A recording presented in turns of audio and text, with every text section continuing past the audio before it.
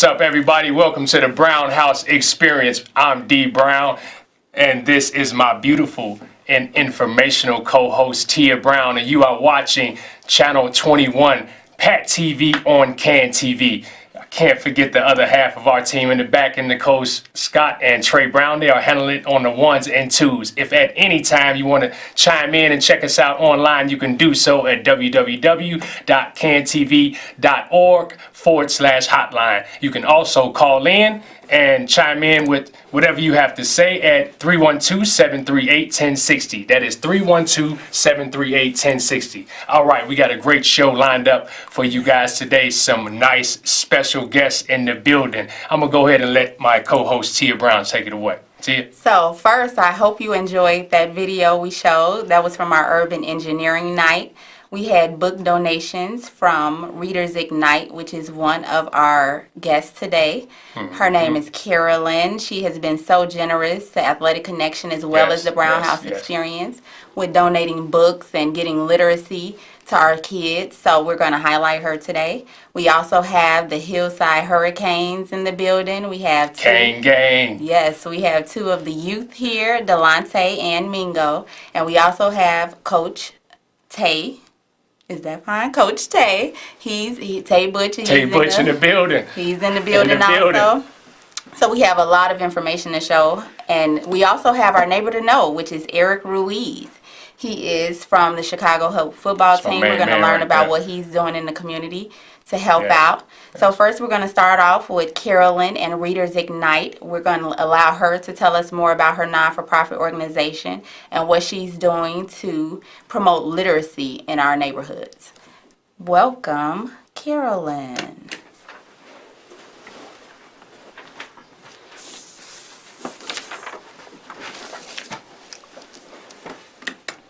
Thanks, Carolyn, for joining us. I'm glad you could come. Thank you, Tia, for having me. Well, first, can you tell us a little bit about your nonprofit, where it started, where the idea came from, everything? Okay, so actually the start of it was back in 2010. I started looking for nonprofits to work with. I was interested in opening a children's bookstore, and so I wanted to work with nonprofits that were working on children's literacy. And I went hunting for them, and I wanted something that had a suburban component. I'm in the suburbs, so I found a whole lot of nonprofits working on literacy and some working on children's literacy, but I didn't find a lot going on in the suburbs. So that's where I started kind of digging around. I looked nationally, and basically I didn't find what I was looking for. So I looked into starting my own in 2012. So that was the start of it. So Readers Ignite, where did the name come from? It kind of speaks to the mission a little bit. So that's a very good question. Thank you. As I dug around, I saw a lot of nonprofits that were working on helping children become better readers. What I feel we're not doing a lot of is helping children get excited about reading. Yes. So to me, that's where the success is, because that's then what will carry the youth through in their lives. So the idea really under Readers Ignite, why I chose that, is to help light a fire or light the passion for reading within the children. And actually that's part of why I use athletics as much as possible. Yes. Because kids are excited about their sport, whatever that sport is, and I love connecting reading to that passion, whatever it is. Yes, and that was something that she did with Athletic Connection. She donated baseball-themed books to their baseball camp last year. Was it last year? Yes. It's been a couple of times. Yes. So she and all of the kids received the books. So that's something that Carolyn does all the time to help out the youth. What are some major misconceptions that you found in regards to literacy? I think the biggest misconception is that there's a problem. A lot of people think that there isn't a problem with literacy in America. In fact, I've had recent college graduates, even with sociology degrees, that have literally said the words, "Oh, I didn't think literacy was still an issue in the States." And that to me is just inconceivable. We're at 43% of adults in America are estimated to read below a fifth grade reading level. And I think that that information really isn't out there. For people who do know about it, they don't really consider the ramifications of that. Right. I agree. As a teacher, I know exactly what you mean. I have kids that are way below level in my class every year, and every year it seems to be getting worse and worse. So I totally agree. Have you seen a change since when you first started? Is it getting better as far as people realizing that literacy is important, or do you see it getting worse? I think there's both sides of that. I think that there are people that they do. There's programs that are starting in some libraries, in some school districts, to work on the literacy issue from different paths. But I also think that, for instance, the handheld technology, that's going to wind up impacting us negatively. The handheld technology is really working against early literacy skills, yes. And I think that impact won't be felt for about 8 to 10 years. And that kind of goes with any challenges you face. The handheld technology is taking over for the books. Any other challenges that you've seen?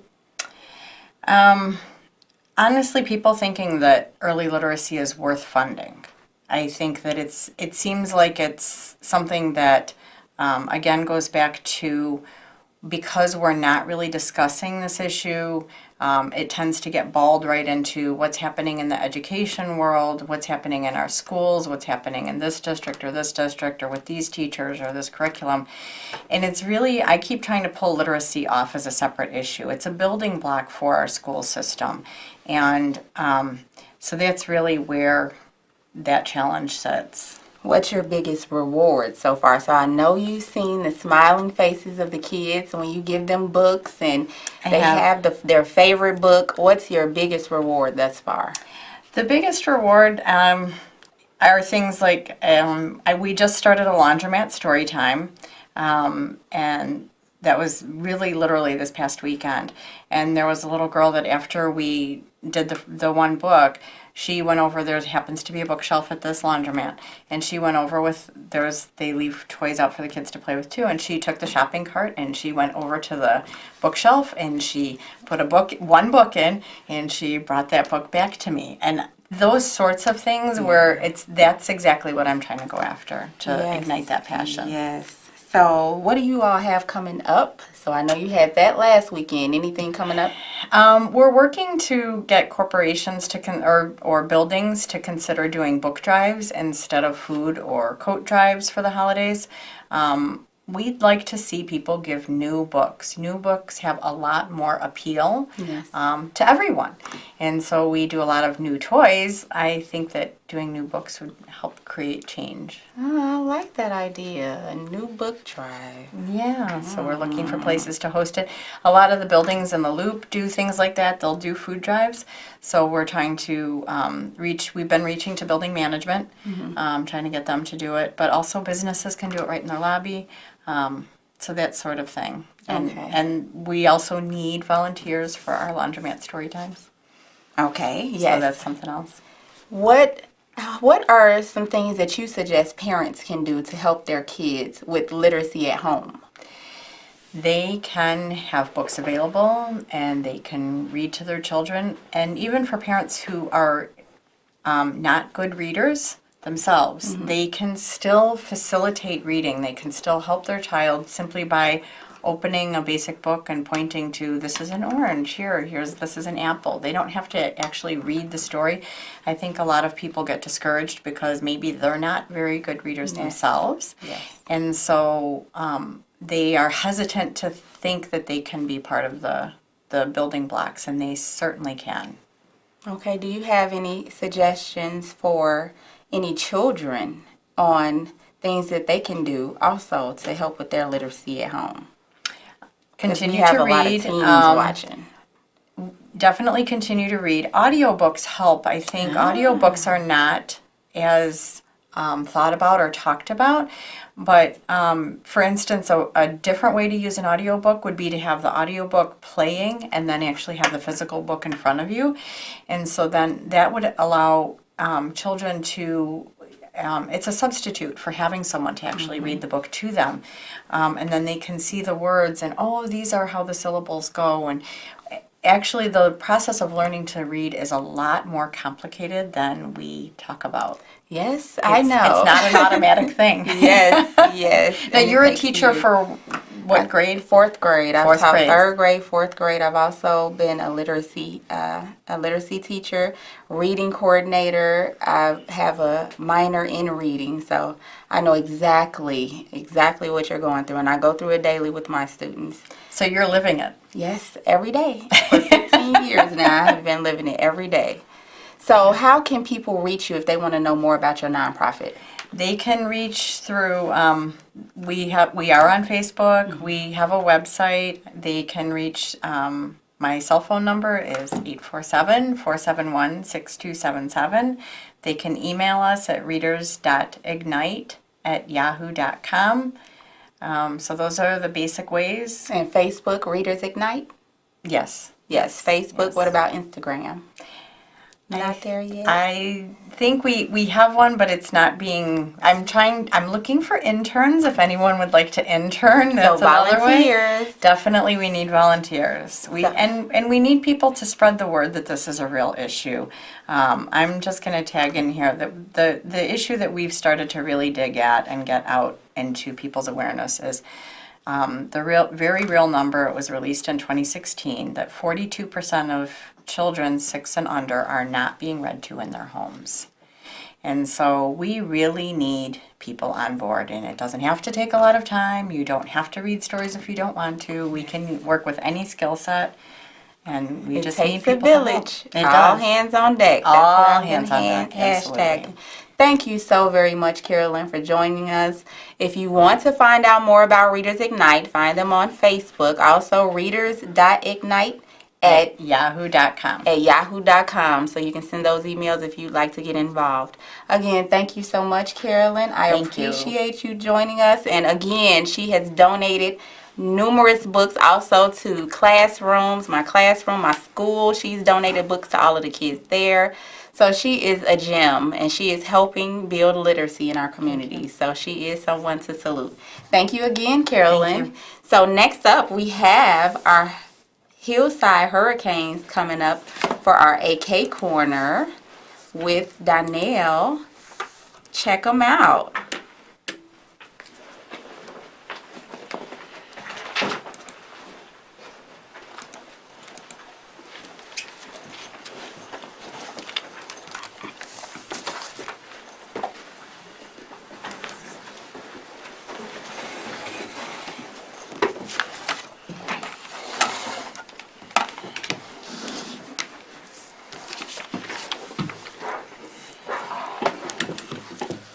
All right, what's going on, fellas? I'm here with the Hillside Hurricanes, 2 players off of the Kane Gang. Hashtag, here we go. All right, so first and foremost, let's go ahead and introduce you to our viewers out there. Tell me your names and your positions. Alright, so I'm Delonte Butcher. I play quarterback and safety. Okay. My name is Mingo Nixon. I play wide receiver and outside linebacker. Okay. So you have Delonte and Mingo, right? What school do you guys go to? I go to Heritage Grove Middle School. I go to Lindop Elementary. I hear you guys are a couple brainiacs, man. What's the grade point average so far? 4.0. 3.7. Oh, that's pretty good. That's pretty good. All right. All right. So tell me, how has the Hillside Hurricanes impacted your life? It has impacted me a lot. It has molded me into a leader, like a great young man. A lot because it brought a lot of opportunities in my life. A lot of opportunities. Name one of those. A lot of high schools coming out to us. That's great. That's great. Who are your role models and why? I would say LeBron James because he gives back to his community and does a lot of things. Outstanding. I would say Antonio Brown because he's a leader. Antonio Brown and LeBron James. That's not bad on the role models for picking those guys. All right. So next we're going to play a little game called Know Your Teammate. And you have a dry erase board in front of you. We always play a little game with our people we have on the show to kind of spice it up a little bit, so it's a little hot seat. So what you're going to do right now is we're going to ask you 4 questions, and you're going to write down your answer on your dry erase board. Once we get done, I'm going to ask you guys 2 questions apiece and see how well you know each other. Cool? All right. All right. So we have our dry erase boards. Now, remember, keep your answer to yourself. Kind of cover it up a little bit. It's like a test. All right. First question is, who is your favorite professional player in any sport?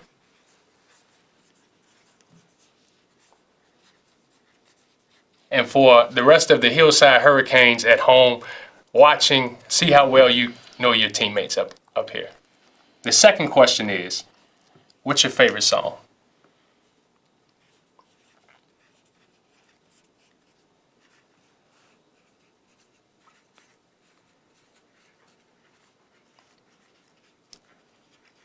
Now, our third question for you guys is, what gets you fired up before each game?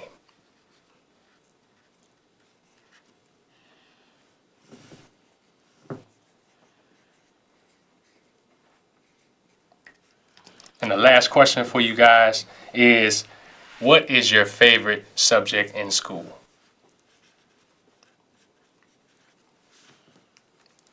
All right, so we're finished up. So now what we're going to do is I'm going to ask you guys 2 questions apiece. And I'm going to start with Delonte. You're the quarterback, correct? Yes. So quarterbacks go first. All right. What is Mingo's favorite professional player? Odell Beckham Jr. Odell Beckham Jr. Is that correct? Yeah. That's correct. That's pretty good, man. That's pretty good. All right. So Mingo, what is Delonte's favorite song? I think any song about NBA Youngboy. NBA Youngboy. All right. Is that true? Yes. That's it. That's 2 for 2. 2 for 2. All right, Delonte, what gets Mingo fired up before each game? Music. Music? Yeah. Is that correct? All right. What type of music? Hip hop? Yeah. Rap? Okay. Okay. And for Mingo, the last question is, what is Delonte's favorite subject in school? Math. Math? Yeah. I'm a math head too. Is that correct, Delonte? Yeah. All right. Bunch of math guys on stage. So that's 4 for 4. These guys know each other pretty well. So it was great having you guys, all right, on this show tonight. We are looking forward to watching you guys play this weekend, right? You just had a game, last game this weekend. Tell me what happened. We won 27-7. 27-7, the second round of the playoffs? Yeah. That's great, man. Be sure to check these guys out this weekend. We'll have more information on our website and as well as Facebook. So you can check their game out on Saturday. So let's transition and check out 3 of their top highlights this year. It feels good when your crowd behind you. You know what I'm saying? Let's give them something to jump on now.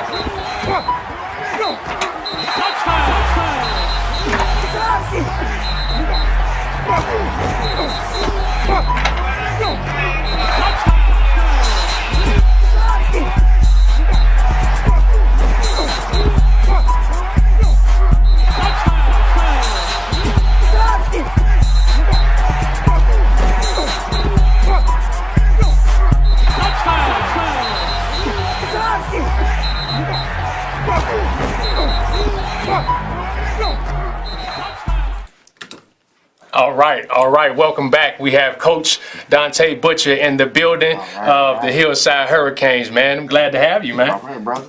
Glad to be here. All right. So let's get into the questions that we have for you guys today. Tell me a little bit about your non-for-profit organization. Hillside Hurricanes started in 2014.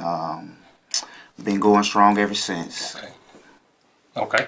So how important is athletics in our community?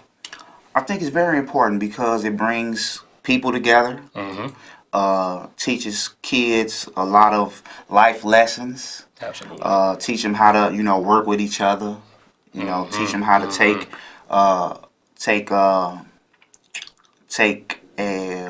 what am I looking for? I had a brain fart.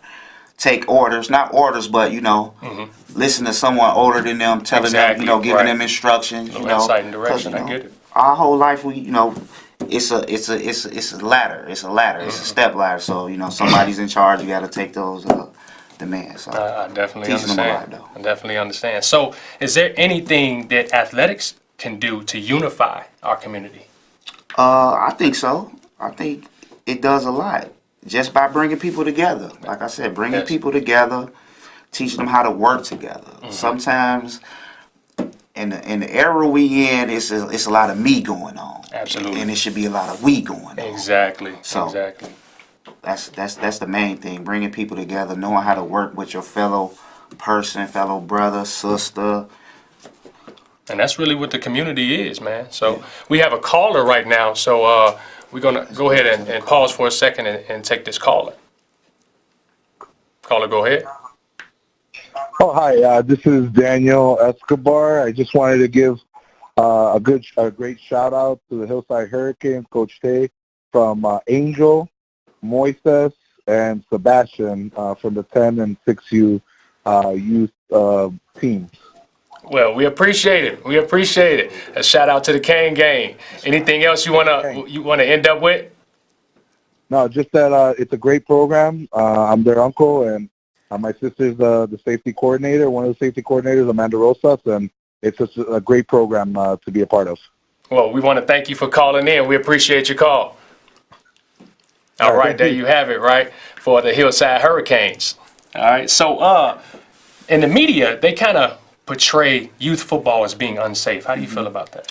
I think depending on the way you teaching it, to me it depends on who's teaching it. It could be unsafe if you're not teaching the correct way. I totally agree. If you teach it the correct way, it's pretty safe to me. I mean, you got on a helmet, you got shoulder pads on, And different ways of tackling too, right? Take the head out of the tackle, Exactly. Exactly. and we roll it. Okay. So, what does your organization do to build relationships off of the football field? Just being a presence in the community, being seen in the community. Okay.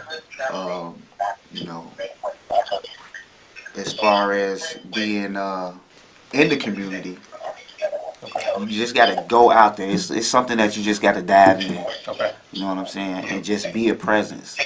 Bring your leadership skills. Everybody has something to bring to the table. Exactly.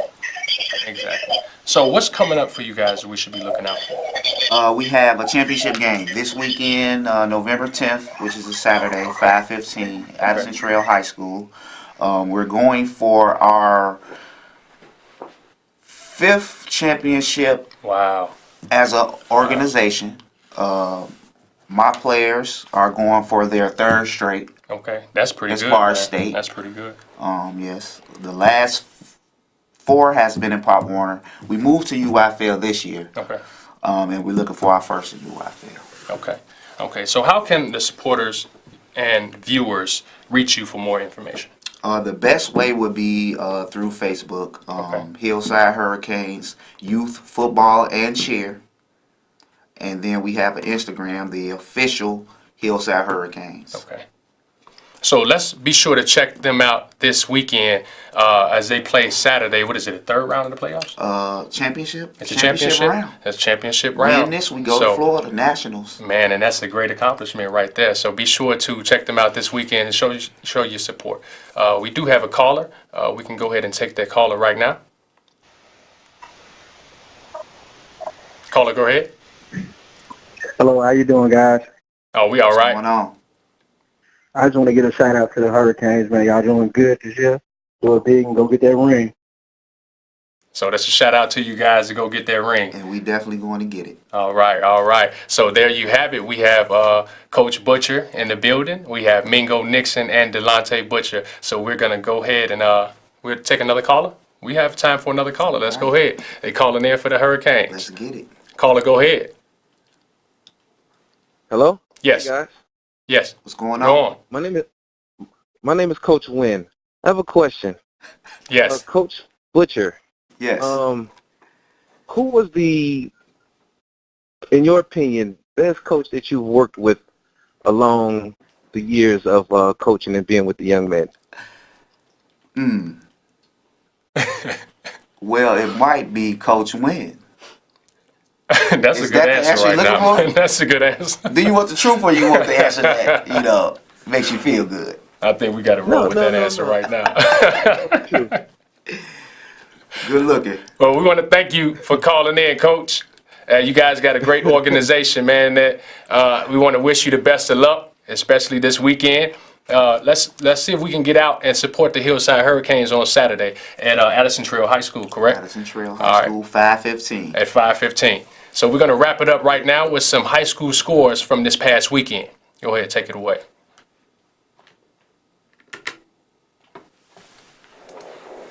In the IHSA football playoffs, 2 Chicagoland teams will go on to the quarterfinals.